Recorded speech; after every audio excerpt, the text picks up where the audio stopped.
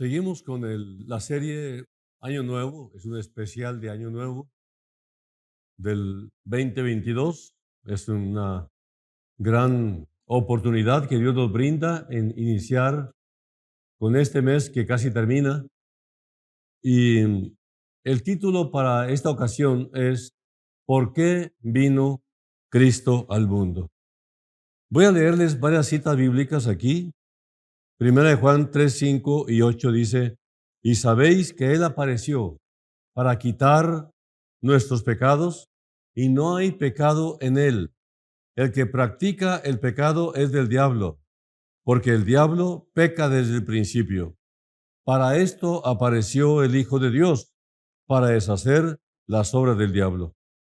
Y en 1 Juan 4, 9 y 10 dice, en esto se mostró el amor de Dios para con nosotros, en que Dios envió a su Hijo unigénito al mundo para que vivamos por Él. En esto consiste el amor, no en que nosotros hayamos amado a Dios, sino en que Él nos amó a nosotros y envió a su Hijo en propiciación por nuestros pecados. Y en 1 Juan 4:14 dice, y nosotros hemos visto y testificamos que el Padre ha enviado al Hijo, el Salvador del mundo. Ahora, ¿por qué tuvo que venir el Santísimo Dios en persona al mundo y tomar semejanza de carne? Es decir, como nosotros, hacerse como uno de sus criaturas. Jesucristo nació de una manera virginal, usando a su sierva María, como ya lo estudiamos en Lucas 1:38, y luego a José, marido de ella, aconsejado por el Señor para recibir a su mujer en el estado en que se encontraba. No fue fácil para ninguno de los dos. Dice la palabra en Lucas 1:38, entonces María dijo, he aquí la sierva del Señor, hágase conmigo conforme a tu palabra. Y el ángel se fue de su presencia. En otra versión dice, María dijo, soy sierva del Señor, que esto suceda tal como lo has dicho. Y el ángel se retiró. No menos de 5 veces en su primera carta, en su primera epístola, el apóstol Juan enfatiza en un lenguaje bastante vívido y claro el propósito de la encarnación del Señor Jesucristo. El nacimiento de Cristo fue anticipadamente profético, o sea, anticipado proféticamente, como lo dice Isaías 9, 6 y 7, que también ya lo estudiamos. Por siglos, los profetas de Jehová habían estado hablando del nacimiento del Mesías. Por supuesto que ellos no lo entendían todo. Ellos, por obediencia y como discípulos del Señor, escribían lo que Dios les dictaba. Fue históricamente autenticado también. La prueba de su existencia nunca ha sido disputada. Además de los libros históricos del Nuevo Testamento, grandes historiadores como Flavio Josefo dan testimonio de él. Por lo tanto, sabemos que él vino al mundo. Lo que necesitamos saber ahora es cuál es el propósito de haber venido al mundo. ¿Cuál fue su propósito de hacerse como nosotros? Tomar carne como nosotros, o sea, en el sentido de hacerse carne como nosotros, siendo espíritu. ¿Por qué vino Cristo al mundo? Bueno, Cristo vino, en primer lugar, para quitar nuestros pecados. En 1 Juan 3:5 lo dice, pero debe quedar bien claro que el propósito principal de su encarnación no era ser buen maestro, como aunque Jesús era el mejor maestro de todos los tiempos, de toda la historia humana, pero ese no fue su propósito. Tampoco vino a ser un buen ejemplo, aunque Jesús lo era en todo, por supuesto, pero ese no fue su propósito principal. Si Jesús solo hubiera venido para ser un buen maestro, o un buen ejemplo, todavía estaríamos yendo al infierno sin esperanza de salvarnos. Entonces, ¿por qué vino Cristo? Vino para quitar nuestros pecados en primera instancia. Quitar nuestros pecados, que seguramente los traemos desde nacimiento. El hombre natural es un ser pecaminoso. Ha nacido con una naturaleza pecaminosa que lo condena. Bien dijo el rey David, en pecado me concibió mi madre. En Romanos 5:12 y Romanos 3:23 lo confirma. Entonces, la condición pecaminosa del hombre, todos pecaron, sin excepción.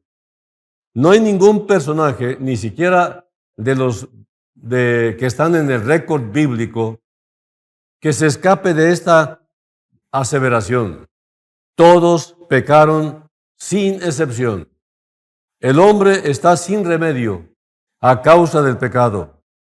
La condena justa por su pecado es la muerte física, como dice en Hebreos 9:27, la muerte espiritual, como dice Efesios 2:1, la segunda muerte, como dice Apocalipsis 20:14 y 15. Sin embargo, Cristo vino para quitarnos nuestros pecados, como dice Juan 1:29, el Cordero de Dios que quita el pecado del mundo, ¿no? Cristo quitó los pecados del mundo y los llevó Él mismo a la cruz del Calvario. 1 Pedro 2:24. Cristo no solo quita los pecados del pecador, sino que da su propia justicia al que cree en Él. 2 Corintios 5:21 y Romanos 5:1. Bueno, estoy citando el fundamento porque muchos me han pedido que se os diga, aunque se extienda un poco de tiempo el estudio. Ahora, no lo puedo leer porque nunca terminaríamos, pero usted lo leen en su casa. Luego vemos que Cristo vino para deshacer las obras del diablo, como dice 1 Juan 3:8. ¿Cuáles son las obras del diablo? Pecados de todas clases y de todas categorías. Satanás era el gran instigador del pecado. Su rebelión en el cielo, cuando se llamaba Lucero, porque era él fue originalmente un querubín hermoso, pero cayó, como dice Isaías 14:12-17, tentando a Adán y Eva en el huerto del Edén, como dice Génesis 3:1-7, tentando a Cristo en el desierto, como dice Mateo 4:1-11. Bueno, desde el principio del mundo, el diablo ha tratado de frustrar el plan de Dios en la provisión de la salvación. Satanás es el gran segador de los perdidos. Satanás es el gran acusador de los hermanos. El diablo fue derrotado por Cristo en la cruz. Nuestra necesidad, ¿cuál es? Vida. Vida eterna, vida en abundancia. ¿Qué es lo que le falta al incrédulo? ¿Le falta el perdón de su vida de pecado? ¿Le falta la vida eterna junto con Dios, junto con el Señor en el cielo? Eso es lo que le falta. Como dice Romanos 5:12. Está muerto por sus pecados. Entonces, la única esperanza para el muerto es la recepción de la vida. Pero la vida que solamente proviene de Cristo. Jesús dijo, yo soy la vida. Él es la vida.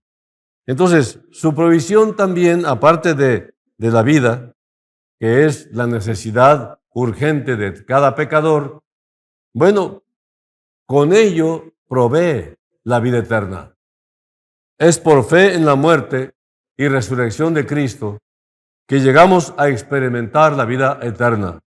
1 Juan 5:12. ¿Qué es la clave? La clave es muy sencilla. Creer en Jesucristo y recibirlo como tu Salvador personal. Eso es todo lo que hay que hacer. Simplemente es eso. Juan 5:24 lo dice. Entonces, Cristo vino en propiciación por nuestros pecados. 1 Juan 4:10. Tenemos que entender la ilustración del tabernáculo del Antiguo Testamento para poder comprender esta palabra propiciación, que la dejé para el último, para darle una explicación en sección aparte. En el lugar santísimo, encima del arca del testimonio, hubo un propiciatorio de oro, una clase de cubierta o tapa. Una vez al año, el sumo sacerdote entraba al lugar santísimo para ofrecer sangre por los pecados del pueblo judío. En el momento de rociar la sangre sobre el propiciatorio, Dios fue reconciliado con su pueblo para otro año, es decir, sus pecados les fueron perdonados por otro año, pero apuntando por la fe en el Mesías Cristo, que habría de ser crucificado. Cada vez que alguien iba a ofrecer a un cordero o a un animalito conforme a la ley para expiación de sus pecados, esto lo hacían en la conciencia bien definida de que estaban apuntando al Mesías que habría de venir a sufrir y morir por los pecados que de ese momento se estaba presentando el pecador con aquella ofrenda expiatoria. Entonces, ese acto ilustraba lo que sucedería en el futuro por medio de la muerte de Cristo. Cuando Cristo derramó su sangre en la cruz, estaba haciendo posible una reconciliación entre el Dios Santo y una humanidad pecaminosa. Todas las demandas del Dios Santo y justo fueron satisfechas contra el pecado de la humanidad por la muerte de Cristo.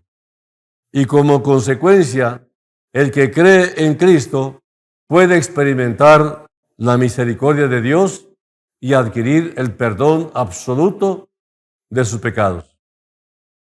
Ahora, ¿qué es entonces la propiciación? La palabra propiciación lleva la idea básica de aplacar o satisfacer, concretamente hacia Dios. La propiciación es un acto entre dos partes que implica apaciguar la ira de alguien que está ofendido y ser reconciliado con él. La necesidad de apaciguar a Dios es algo que muchas religiones tienen en común. En las antiguas religiones paganas, así como en muchas religiones hoy en día, se enseña la idea de que el hombre aplaca a Dios ofreciendo varias ofrendas o haciendo sacrificios. Sin embargo, la Biblia enseña que Dios mismo ha proporcionado el único modelo, el único medio por el cual se puede aplacar su ira y el hombre pecador puede finalmente reconciliarse con él. En el Nuevo Testamento, el acto de la propiciación siempre se refiere a la obra de Dios y no a los sacrificios o a las ofrendas dadas por el hombre. No hay nada que tú le des a Dios para satisfacer a Él por tus pecados más que la sangre de su propio Hijo. Así que la razón de esto es que el hombre es totalmente incapaz de satisfacer la justicia de Dios, excepto que pase la eternidad en el infierno. No hay ningún servicio, no hay ningún sacrificio o regalo que el hombre puede ofrecer para apaciguar la santa ira de Dios, ira justa por la ofensa del hombre pecador. No hay nada que lo satisfaga.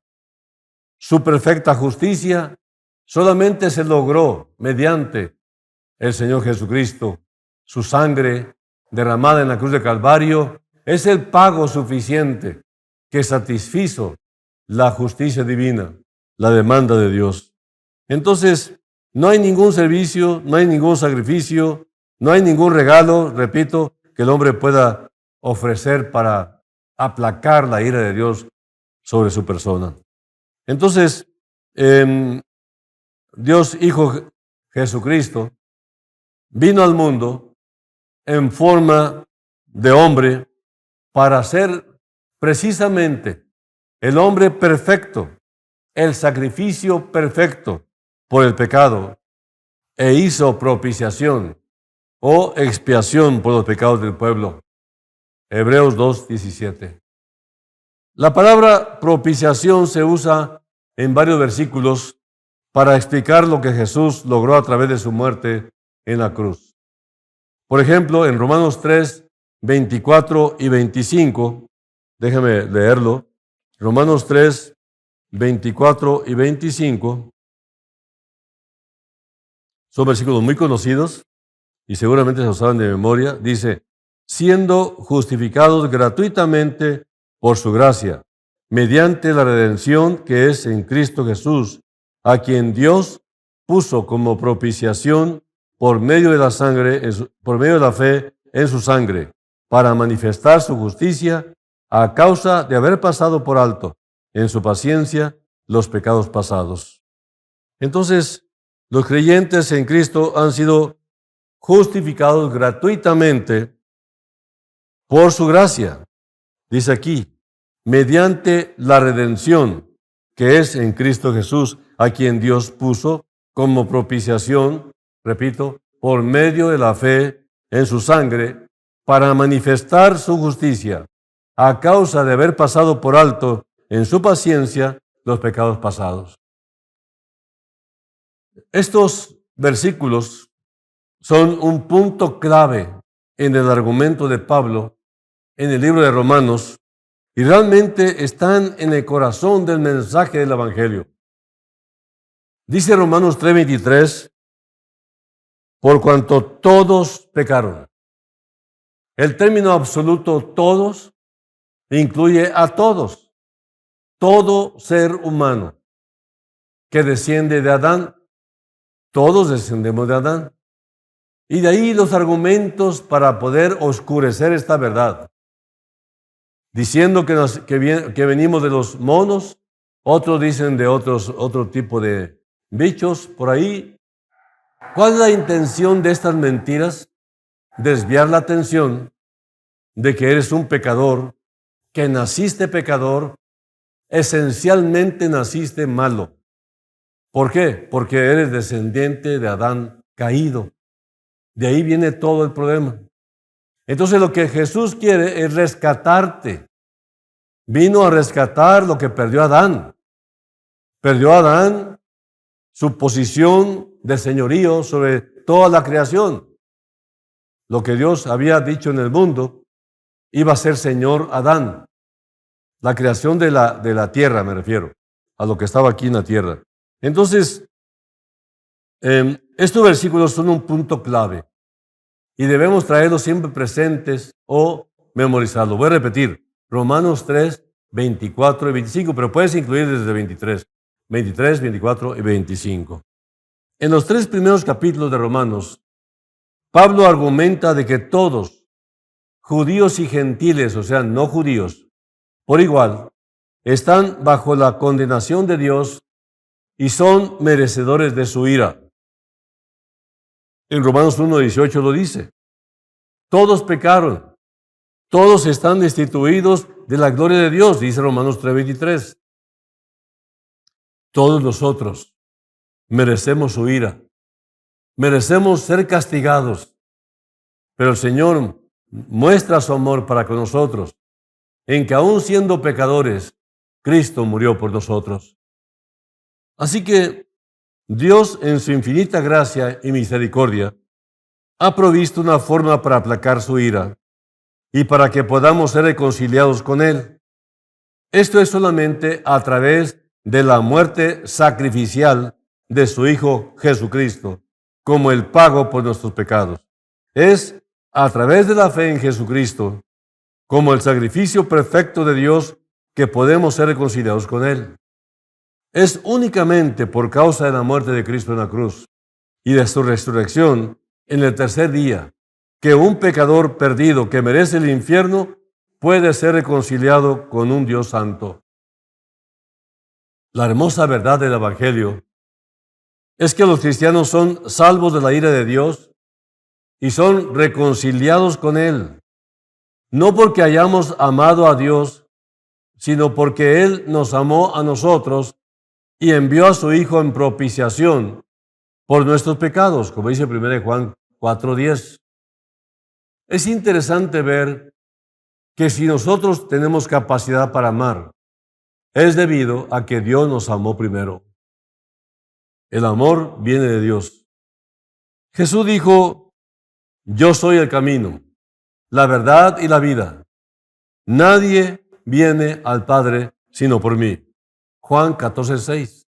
Es decir, está diciendo Jesús que para estar con Dios no hay opciones, no hay alternativas. Cristo únicamente Él y nada más, solamente Él.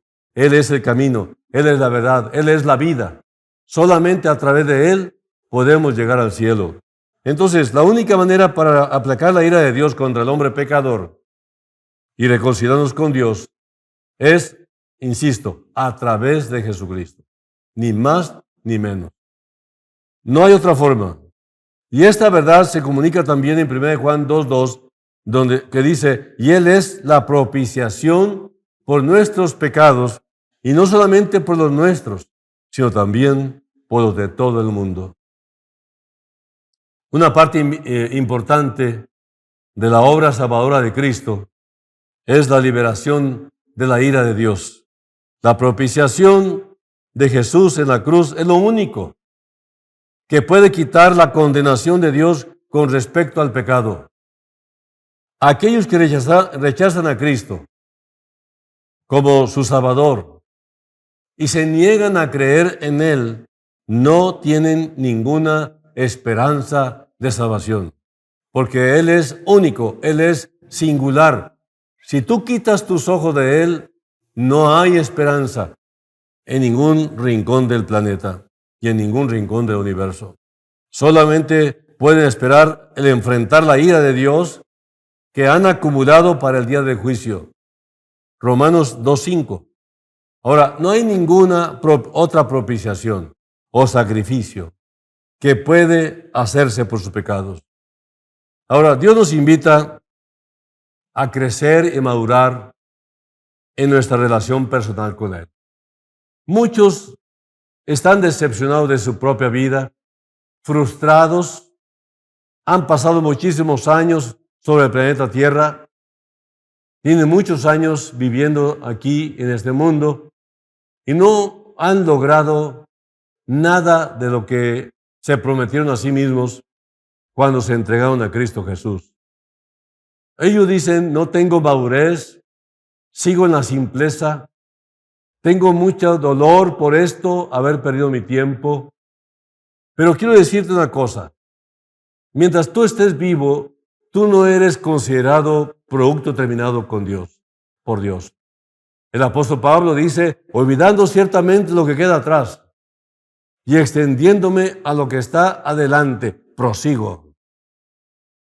De nada sirve estar lamiendo tus heridas, estar lamentando tus fracasos, cuando deberías de poner tus ojos de aquí hacia adelante, porque las cosas viejas pasaron. Entonces, dice en 2 de Pedro 3:18, antes bien, crecer en la gracia y el conocimiento de nuestro Señor y Salvador Jesucristo. A Él sea gloria ahora y hasta el día de la eternidad. Amén.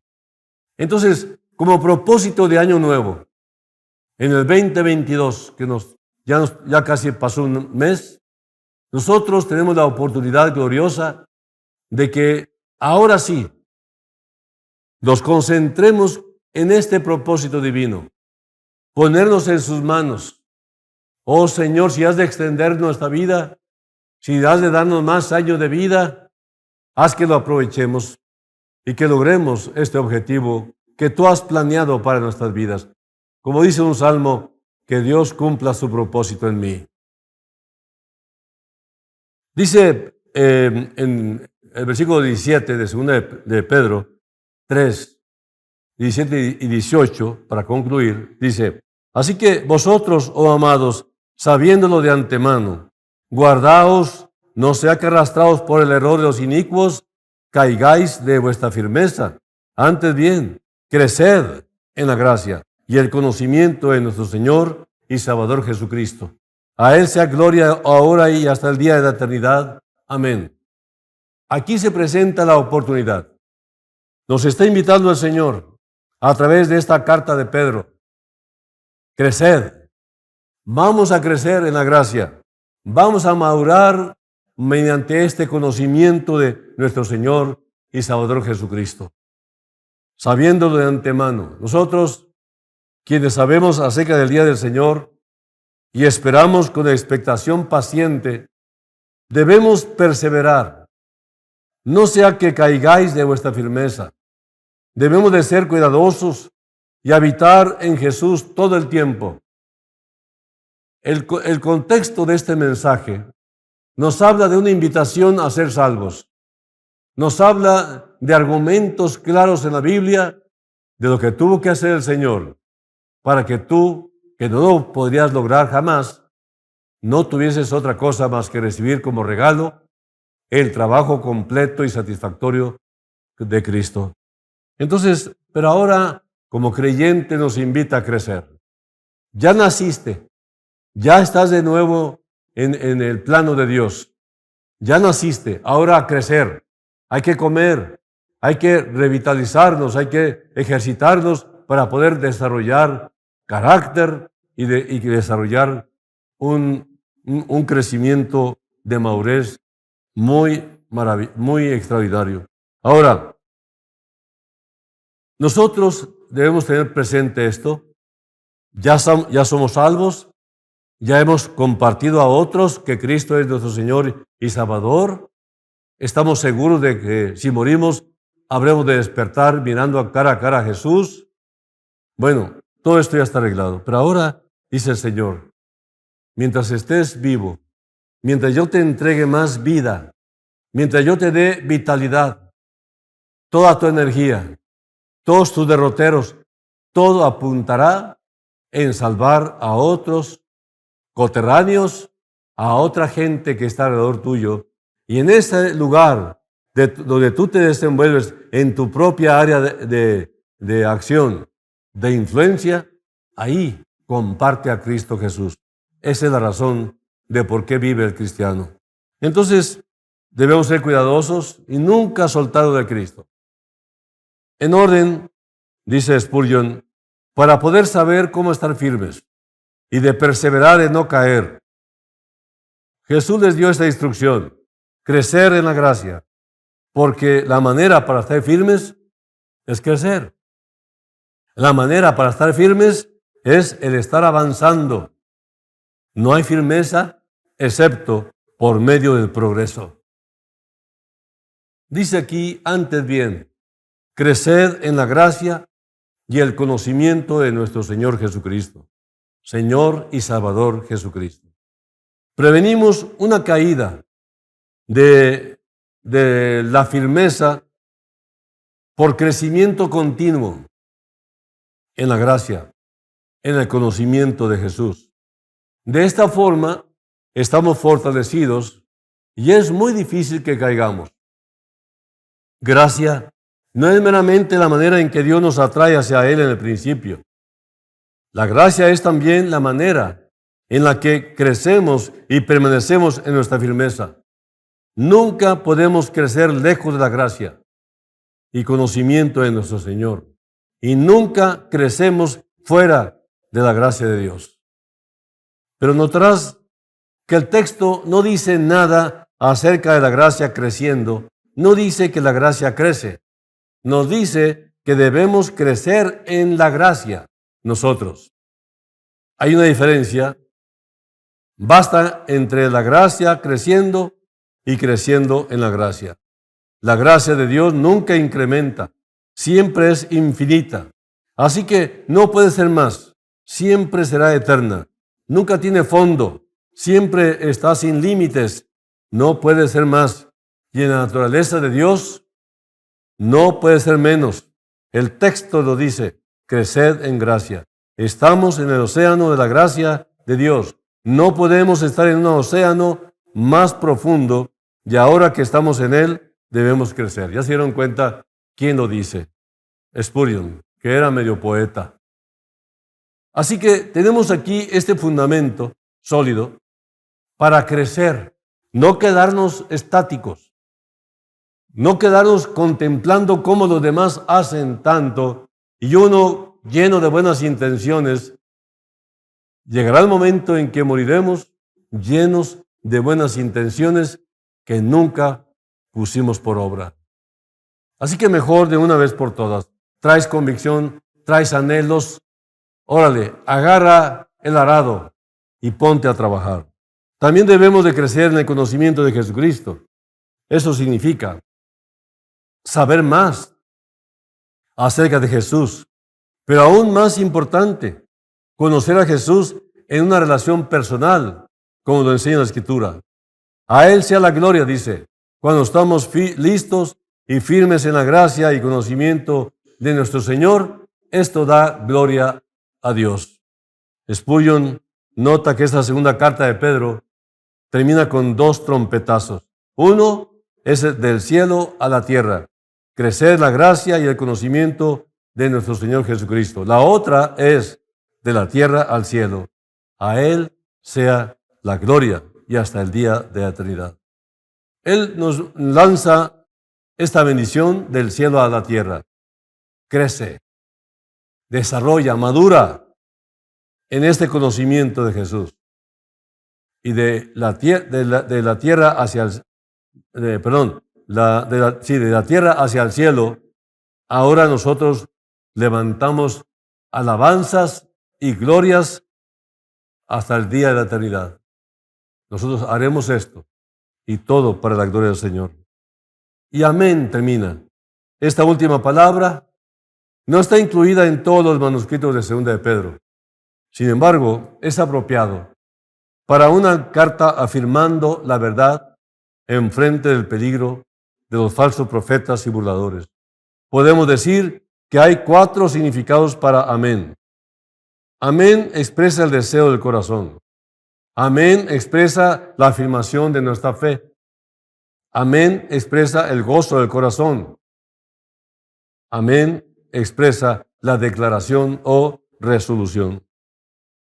Bajo la ley, amén solamente lo que el Señor nos ha otorgado, lo que Él tiene para nosotros. Aprendamos a amar, a tener esa apreciación. Entonces, amén, ¿qué significa? Solamente esta expresión era dicha en la declaración de cursos como Deuteronomio. Cada vez que se hablaba de esto, se hablaba del amén. Bajo el nuevo pacto decimos amén, al anuncio de una gran bendición y alabanza a Dios. Hay muchas denominaciones que usan mucho la palabra amén y ya se perdió su sentido. Ahora hemos pasado, dice otro personaje, por todas las escrituras canónicas de Pedro que se han conservado, y es digno de comentar que en ningún lugar de las 2 epístolas ya examinadas, ni en ninguno de los dichos de este apóstol, en cualquier otra parte de las Sagradas Escrituras, encontramos alguno de los dogmas peculiares de la Iglesia Católica, ni una sola palabra de él o supremacía del Papa, ni una sola palabra a sus sucesores, nada de la infalibilidad reclamada por los sucesores fingidos, nada del purgatorio, penitencias, peregrinaciones, extrema unción y oraciones por los muertos, y ni una sola palabra sobre la doctrina más esencial de la Iglesia Católica, que es lo que se llama transubstanciación. Bueno, esto lo dice Adam Clarke. Todo el punto es que entendamos que hay sinceridad en los religiosos, pero no basta la sinceridad sin conocimiento. Necesitamos un fundamento sólido, porque muchos están sinceramente equivocados. Necesitamos la madurez, el conocimiento, el crecimiento como dice la palabra, en el conocimiento del Señor Jesucristo. Entre más lo conoces, más entiendes tus errores, más entiendes tus desviaciones, pero más entiendes tu dirección hacia la eternidad. El punto culminante de lo que estoy diciendo es que el Señor nos está dando aquí una clara enseñanza. La razón por la que vino a este mundo es para darnos dirección, abrir los ojos. Dice la palabra que vino Él a buscar y a salvar lo que estaba perdido, lo que está perdido. Entonces, el Señor, claramente, Él vino una ocasión, solamente, una sola ocasión, a este mundo, siendo Dios hecho carne. Vino, se coloca en una mujer señorita, virgen. Ustedes conocen la historia. Pero ¿cuál fue el propósito de todo esto? ¿Por qué vino a nacer de esta manera tan humilde? ¿Por qué vino a ser menospreciado en su niñez, despreciado en su juventud, despreciado en su nacimiento, despreciado en los tribunales que eran falsos, despreciado en la misma cruz del Calvario, despreciado en su resurrección? Hasta el día de hoy sigue siendo despreciado. Jesús realmente vino a este mundo a salvar a los pecadores. Ya vemos millones que podemos dar testimonio de que esto es real y factible. Hay mucho temor por las cosas que están sucediendo en el mundo y les puedo decir que probablemente esto es principio de dolores. Porque dentro de lo que está establecido en la palabra, el siguiente evento en esta dispensación que nos tocó vivir, que se llama gracia, terminará con un juicio que se llama la gran tribulación. Esto que estamos pasando aquí, esto que estamos padeciendo aquí por todo el mundo, realmente es un ensayo de lo que vendrá en el futuro. Esto es nada comparado con lo que viene. ¿Verdad? En verdad, tú dices, ¿habrá algo peor que esto? No tienes idea.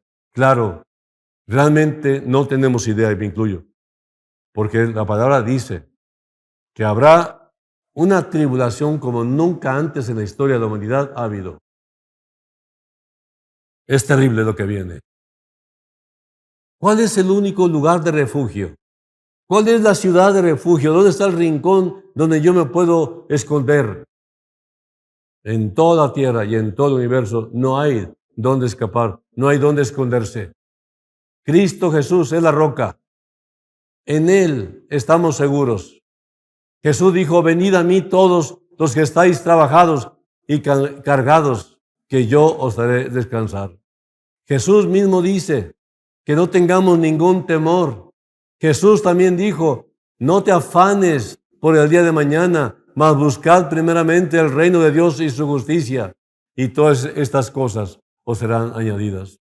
Para eso vino Cristo, para darnos paz y seguridad que jamás la va a poder ofrecer el hombre. Yo te invito, una vez más, y en el nombre de Jesús, que te arrepientas, que frenes tu vida de pecado, tus planes de pecado, cualquiera que sea tu plan para caer en el pecado. Es tiempo de frenar. Es tiempo de parar.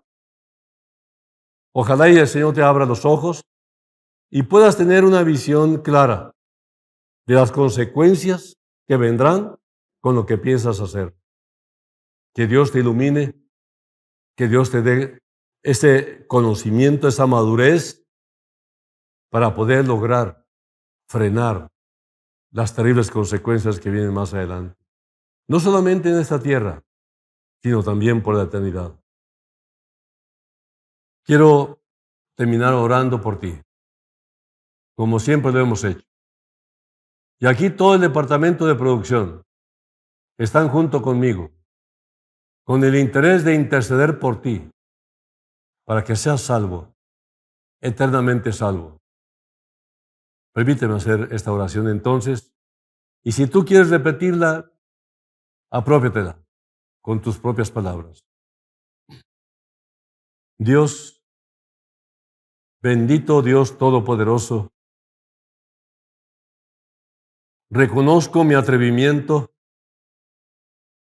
de mantenerme en esta indiferencia, pero ahora me ha caído la convicción que entiendo que es por tu Espíritu Santo, que ahora sé que soy un pecador perdido. Me arrepiento de todo corazón, Señor, y sé muy bien que esta invitación que tú me ofreces no es una invitación de un hombre común y corriente, sino del Dios eterno que vino a este mundo hecho carne para poder buscarme e intimar conmigo para llevarme al cielo.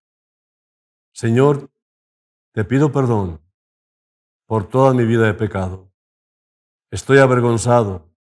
Me duele mucho en mi corazón haber hecho tantas cosas malas, algunas por ignorancia y otras en pleno conocimiento.